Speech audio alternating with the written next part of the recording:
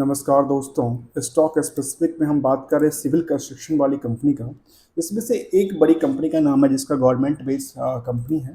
Company का नाम है राइट्स लिमिटेड। और कंपनी क्या करती है हम इसके स्टेप बाय स्टेप समझने का प्रयास करेंगे, क्योंकि मार्केट में इसमें जहाँ तक देखने को आई कि 2% से ज़्यादा गिरावट देखने को मिली लास्ट ट्रेडिंग सेशन में, जहाँ पे सारे स्टॉक्स भाग रहे थे और सेंसेक्स करीब टॉप पे कामकाज कर रही थी। वहाँ पे राइट्स में थोड़ी सी गिरावट बिकवाली देखने का प्रेशर देखने को मिला है। हम जानने के प्रयास करेंगे इसका चार्ट बेस क्या कहती है। और चार्ट बेस में देखने को मिलती है स्टॉक में गिरावट नहीं थी बेसिकली। स्टॉक में स्टेबिलिटी बनाई थी। और यहाँ पे स्टॉक ने जो एक पर जिसको कहते हैं स्विंग ट्रेडिंग्स वाले सिस्टम्स में, तो स्विंग्स को लेकर के बात करें तो स्विंग्स में ये स्विंग्स ही कारोबार कर रही है। इसका जैसे हम चार्ट कुछ और भी पीरियड का देखें तो इसी तरह से रिएक्ट करता है स्टॉक।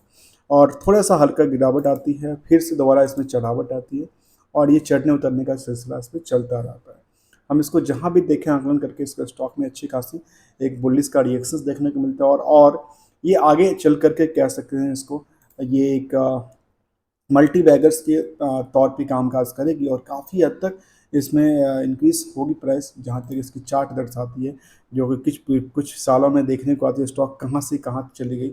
और ऐसे लगता है अगले कुछ दशक के अंदर, अर्थात 5 से 7 सालों में इसका स्टॉक में अच्छी खासी बम्पर्स खरीदारी देखने को मिली और स्टॉक अच्छा खासा जंप हो सकता है।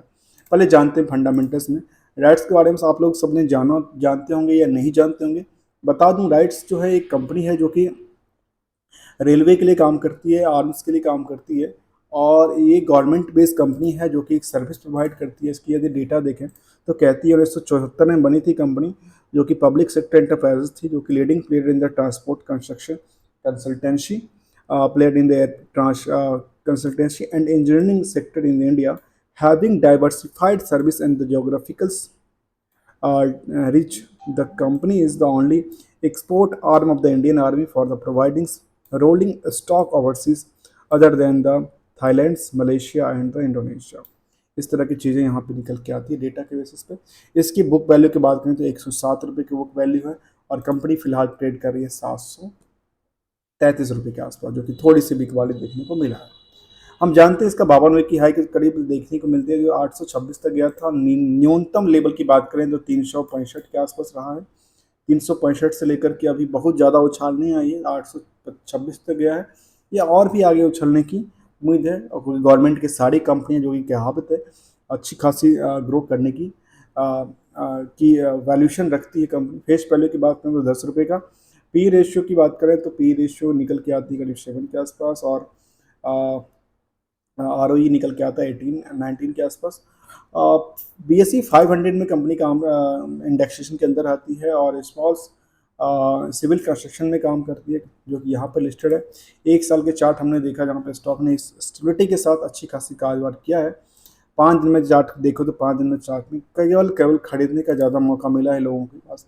और खरीदने डिमांड जैसे बढ़ेगी तो क्या होगा, इसकी वजह से वह डिमांड बढ़ेगी तो स्टॉक की परफॉर्मेंस अच्छी होती जाएगी मार्केट के रिएक्शन के बेस पे। अब इसको जाने लेटेस्ट अपडेट के बारे में। तो कंपनी कहती है हमारा 20 तारीख को लेटेस्ट प्रेस रिलीज हुआ था। उससे पहले कंपनी ने कहा है कि 15/5 को था, जो कि बोर्ड से intimation of the board meetings under the sections, जो कि रूल्स रेगुलेशन के हिसाब से है। और हम पहले प्रेस रिलीज के बारे में देखें, और दूसरा लेटेस्ट अपडेट 18 तारीख का देखें कंपनी क्या कहना चाहती है अपने लेटेस्ट अपडेट में। तो यहाँ पे कंपनी ने कहा है, जो प्रेस रिलीज किया है titus RITES inks pact with the Bangladesh railway for supply of the 200 passengers coach dated in the 20/5/2024 को। इसके पास एक वो था जहाँ पे 2000 पैसेंजर्स कोच जो है, 2000 या 200 पैसेंजर कोच उसने डिलीवर किया है। तो एक इसके लिए क्या हो सकता है, एक अच्छी खबर थी, क्योंकि इसके पास जो ऑर्डर्स थे इसका सेल्स इंक्रीज करेगा। और देखा जाए तो कहती है कंपनी, जो एक्सचेंज के पास हमने डिस्क्लोजर दिया है वो रिलेशन पेज फाइंड इंक्लूज है, और the title RITES inks pact with Bangladesh railway for the supply 200 passengers coach dated 20/5 को उन्होंने सप्लाई किया है, जो कि एक same on the record date था।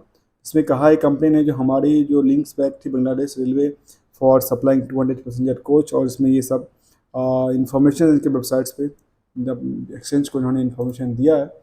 इससे पहले की लेटेस्ट अपडेट की बात करें तो कंपनी के बोर्ड मीटिंग के बारे में कंपनी ने कहा है, और कंपनी के बोर्ड मीटिंग के बारे में क्या कहा है हम उसको ज़रा देखें। तो कंपनी के बोर्ड मीटिंग के बारे में कहा है कि 28/5 को मेरा मीटिंग शेड्यूल है, और उसमें हम क्या करने वाले हैं, उसमें हम stand loan and consolidated audited financial statement को अप्रूव करेंगे। साथ में हम जो रिकमेंडेशन है डिविडेंड, फाइनल डिविडेंड के लिए, उस पर भी हम विचार करेंगे। कहती है recommendation final dividend if any in the consider विचार करने की क्षमता है। चलते हैं आगे, और उसके पास एक और था 29/4 को एक लेटेस्ट ऑर्डर था इसके पास, ऑर्डर और अवार्ड का था, जो कि बारे में थोड़ा सा और देखें, क्योंकि इसके पास वही था जो कि letters RITES limited received letter for the acceptance from the Bangladesh railway के साथ था। उस ऑर्डर में क्या था, उस ऑर्डर की बात करें, उस ऑर्डर में क्या था, उस ऑर्डर में ये था the 200 boards gross passengers carries on the Bangladesh railways, और वही जो था वो उन्होंने डिलीवर कर दिया। वो इन्फॉर्मेशन यहाँ पे निकल के आती है।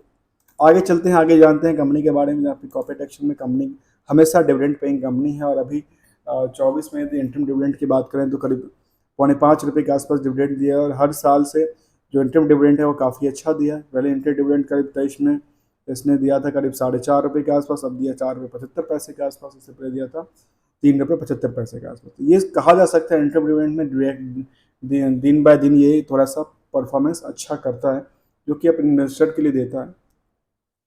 आगे देखिए रिजल्ट की पार्ट, तो रिजल्ट की पार्ट में भी हम अवेटेड है, क्योंकि मार्च का रिजल्ट आएगा तब हम उसको quarterly as well as yearly compare करेंगे। फिलहाल हम यहाँ पे देखते हैं अभी तक का डेटा बेसिस में, जो कि सितंबर दिसंबर तक का डेटा बेसिस है, वहाँ पे 652 करोड़ के आसपास, जो कि प्रॉफिट का पात्र अच्छा रहा है। ऑपरेटिंग प्रॉफिट मार्जिन में कम गिरावट आई थी, लेकिन फिलहाल इससे कोई इफेक्ट नहीं पड़ेगा, क्योंकि इसका रिजल्ट जो है अवेटेड है, और उस रिजल्ट के से पहले मार्केट का रिएक्शन चल रहा है। तो उससे जब रिजल्ट आ जाएगा तो हम दोबारा एक बार कंपेयर करेंगे डेटा को। फिलहाल यहाँ पे देखने को आती है जो स्टॉक ने कंपनी के जो परफॉर्मेंस लेवल रहा है वो काफ़ी अच्छा रहा है, जो कि ये नहीं कहा जा सकता था क्वार्टर टू क्वार्टर में अच्छा परफॉर्मेंस किया है, लेकिन इसको कुछ पीरियड में देखा जाए तो दिसंबर तक में इस साल का देखा जाए 2023-24 के हिसाब से तो अच्छा परफॉर्मेंस था सितंबर दिसंबर तक का।